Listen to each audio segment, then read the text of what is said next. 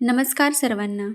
स्वागत आहे पुन्हा एकदा आपल्या चॅनलवर सर्वांचं. आज आपण बनवणार आहोत हॉटेलपेक्षाही भारी दही भेंडी, तेही घरच्या साहित्यात. चला तर मग सुरुवात करू.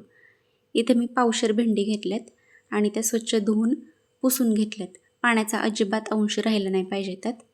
आणि कट करूया आपण भेंडी. पुढची मागची टोकं काढून टाकायचे आहेत आपल्याला आणि 2 किंवा 3 पीसमध्ये आपल्याला कापायचे ते. आणि मध्ये एक काप द्यायचं त्याला.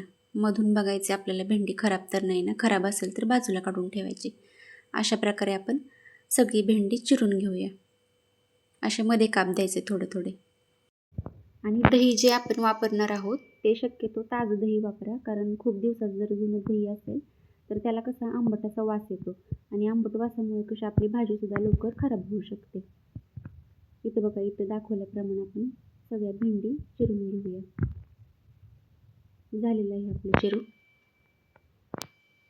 कढई ठेवली आहे आपण तापायला आणि त्यात एक पळी तेल घालून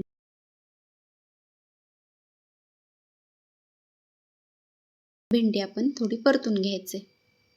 परतल्यामुळे काय होतं, भेंडीचा चिकटपणा आहे तो सगळा निघून जातो.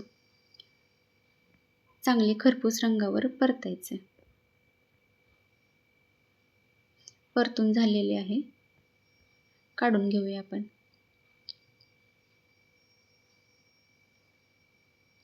मसाल्याची तयारी करू. इथे 1 वाटी दही घ्यायचे. त्यात टाकले मी लाल तिखट, धनेपूड, गरम मसाला आणि लाल काश्मीरी मिरची पावडर आणि थोडंसं मीठ चवीपुरतं. हलवून घ्यायचे आपल्याला. मीठ आपण यातच मिक्स करायचे, आपण वरनं मीठ टाकणार नाही. त्यामुळं हे मिश्रण तयार करत असतानाच जेवढं मीठ लागते तेवढं आपण टाकून घ्यायचे अंदाजे. हे बघा, अशा प्रकारे पेस्ट करून घ्यायचे. चला कढई ठेवूया तापायला आणि फोडणी देऊया आपण. कढई तापलेली आहे आपली. 1.5 पळी तेल घातले आपण. इथं जिरे मोहरी टाकायचे फोडणीला. नंतर बारीक टेचून घेतलेलं लसूण, एकदम पेस्ट नाही, फक्त टेचायचे लसूण. चांगलं हलवूया आपण. तेलामध्ये चांगलं परतून घ्यायचे आणि आपण जी पेस्ट केली होती दही आणि त्यात मसाले टाकले होते ते टाकूया आपण. लसूण चांगला लाल होईपर्यंत परतायचे. हे बघा, ही पेस्ट टाकून घ्यायचे. हलवूया चांगलं आणि भाजून घेतलेली भेंडी घालूया त्यात. चांगलं परतून घ्यायचे आपल्याला.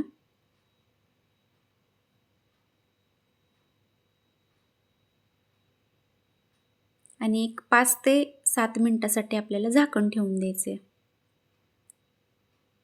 हे बघा, 5 ते 7 मिनिटांनी आपण उघडून बघूया. चांगली उकळी फुटली आपल्या भाजीला आणि शिजली सुद्धा गेली आहे भेंडी. कशी वाटली रेसिपी नक्की कमेंट करा.